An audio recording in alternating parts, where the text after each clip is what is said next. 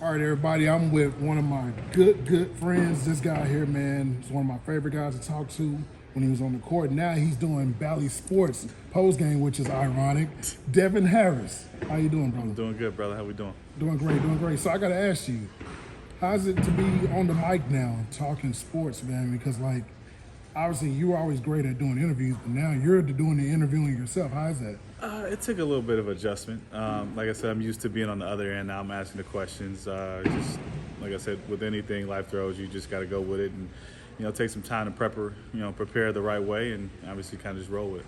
So I'm pretty sure, man, you still look young, you still look in shape. I'm pretty sure everybody's asked you, man, about getting back on the court. Have you ever thought about it? I know you probably like, nah, but have you thought about it? I'm at peace with it. I had my 15 years, and it's just I'm looking forward now to spend more time with the kids, and I enjoy watching these young guys, but I'm not as quick as I used to be.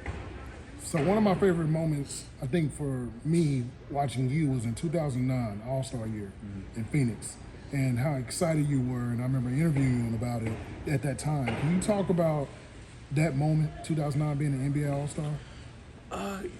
It was the first time, I was kind of like the first option on the team. So I was just, excited to be out there and just have that green light to be able to go out there and just, perform and have that long leash, not having to look over my shoulder all the time. And, I always knew what kind of player I could be, but now I finally had the opportunity to show it. So it was just, and to become an All-Star, it was a real season.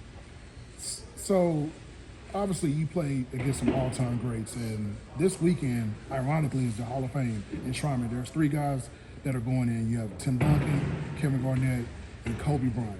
I got to ask you about each one of those guys real quick. So you had some fierce battles against those Spurs and Tim Duncan. Can you talk about Tim Duncan? Tim is just, they call him Mr. Fundamentals for a reason, but he, never too high, never too low, dependable, great teammate, and just the way that, they built the Spurs kind of dynasty around his personality. And you can tell through all the guys that still follow him, even Pop, like it's built around him. So he's just the type of player that, you would love to start your franchise with. All right, cool. So another one that you faced quite often, Kevin Garnett. I know the stories are crazy on the court. He's just maniac and just this psychotic player, but he was a great player as well. Can you talk about KG? You just love the dog in him. You can respect that, your best player has that kind of fight. Since he came in at 19 till, he retired, he was the same player. One of the best trash talkers, just his antics on the floor just always got his teammates amped up. And, I was great to watch him, go to Boston and finally win a championship, because I know in Minnesota, he put so much on the floor, and, finally got rewarded in Boston. And, of course, the late, great Kobe Bryant. I mean, for all of us, we've all had moments either with Kobe on the court or off the court. Can you talk about Kobe and his impact? Because, obviously, you were in high school and college when he was coming into the league and stuff, and then you get a chance to see him and play against this guy. Can you talk about that experience? He was one of my favorite players growing up. I remember meeting him at ABCD camp for the first time, and just the impact he had on the game. And, I've had some fierce battles with him. I mean, the 63 points that he had us in 3 quarters, I guarded him a lot during that period. And, you watched him put on that persona, that hard, surface for so long. And I can just remember the last couple of years, I think it was just last year, where you saw that come off. And you kind of saw, not necessarily the Black Mamba, but you saw Kobe. And I think that was just kind of really special, talking on the court. Like, Dad, what was this, year 15 for you? Like, I remember when you came in, you were like, just that kind of banter on the court. Like, you would never have experienced that early in his career. He was there to destroy you, and he would let you know about that. But then kind of see that softer side as he's going out, just kind of, tribute to, the kind of person he was. All right, cool. 2 more quick questions. So, me and you always talk sneakers, and it was ironic because for every year that you played, we talked Adidas. We did. And then all of a sudden, I think it was your last season. Last 2 years. Last 2 years. I remember I had to look twice because I had to make sure it was the right person. I see you in Jordan 1s. Jordan 1s, Nike, playing in Nikes.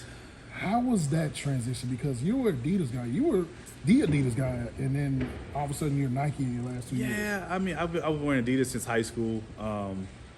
And obviously, Adidas kind of went through a little transition period where a lot of guys kind of left. And I've always wanted to wear Jordans. I've always, it's Jordan. Like, always wanted to wear them. Could never wear them at that point in time. So, like, my last couple of years, I got to enjoy, Nikes for the first time. And it was, it was fun to, be able to throw on some Kobe's.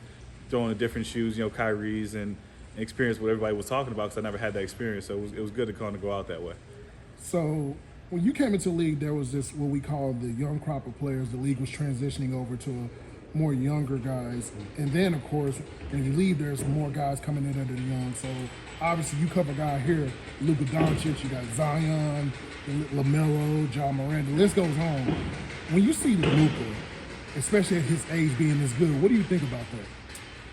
It's a tribute to his hard work. I mean, obviously he started his career very early, being a professional, and I think that helped him tremendously.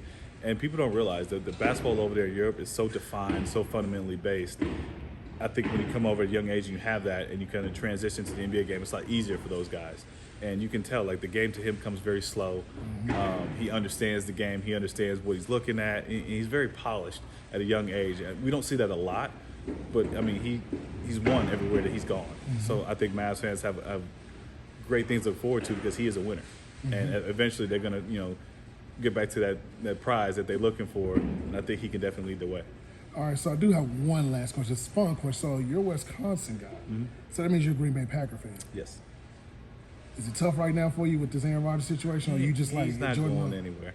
Okay. He's not going anywhere. I mean, in the event that this happens, like Jordan Love is going to be the quarterback. How do you feel? No, about they that? just signed Blake Bortles today. Oh, So I'm on top of it. Yeah. So you think that? So you really think Aaron Rodgers is? No, I don't think he. I think he's expressed some concerns. I think they're addressing those, and I have faith that he's going to be in Green Bay for the next couple of years.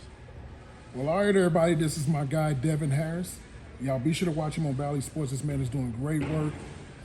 Be sure to support him. Anything you got anything going for charities? Anything that you got coming up? Right now, fatherhood is taking all my time. Y'all hear that? Fatherhood. Man, it's crazy. Man, I remember my first year covering this.